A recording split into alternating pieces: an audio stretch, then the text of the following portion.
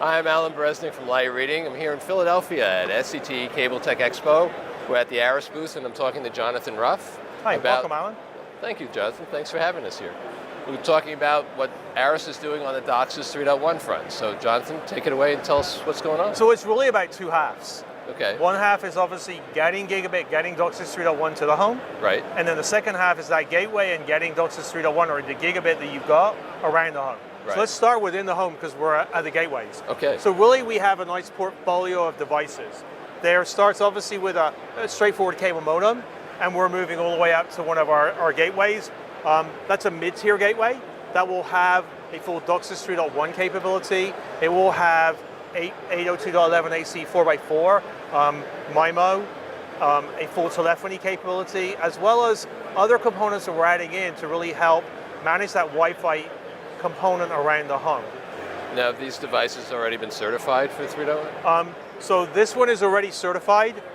The EMTA and the gateway, they're still development devices that we will be certifying sometime either later this year or into the new year. Okay.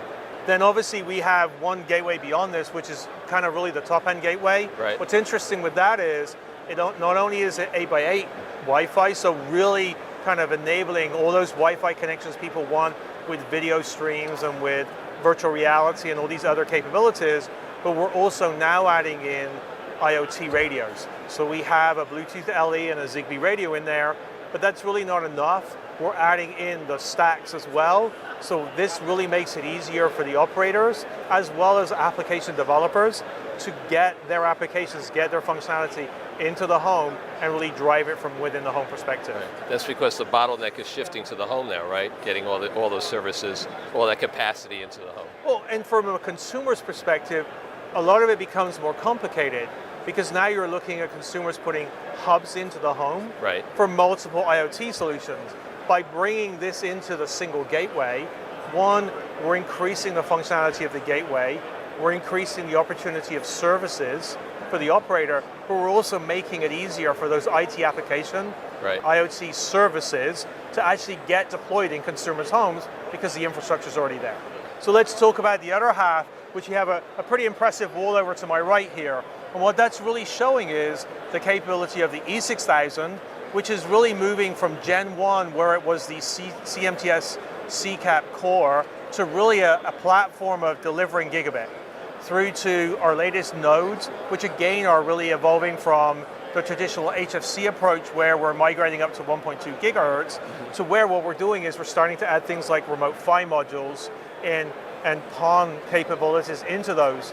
Because what we're seeing is operators want to choose how they evolve their network.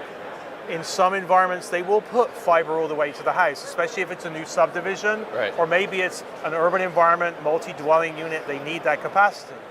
But in today's built-out environments, putting fiber to that home is expensive. So what they're trying to do is push fiber deeper. So that's interesting. So are operators already asking for remote PHY and PON capabilities?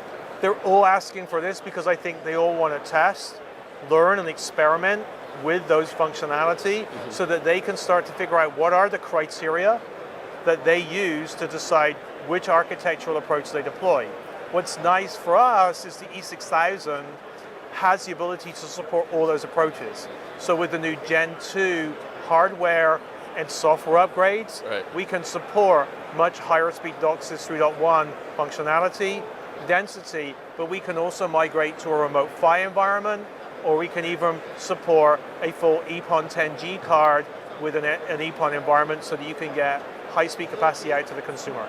Can you support remote MAC-PHY too and remote CCAP?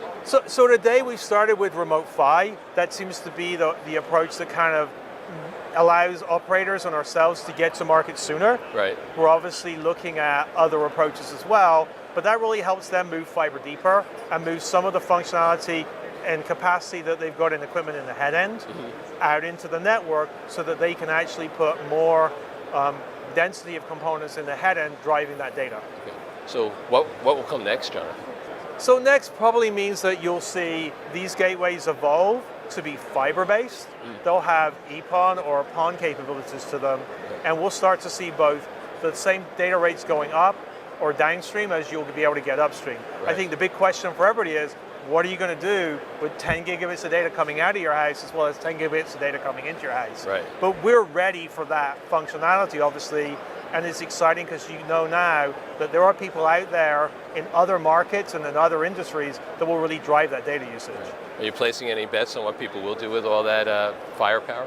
So I think one of the most interesting things we've seen, and we have a little experiment up front, is virtual reality.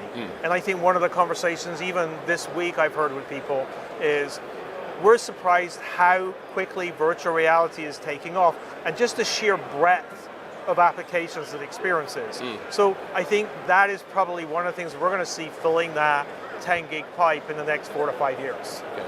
Really interesting stuff, Jonathan. Okay, thank you very much. Thanks for coming by.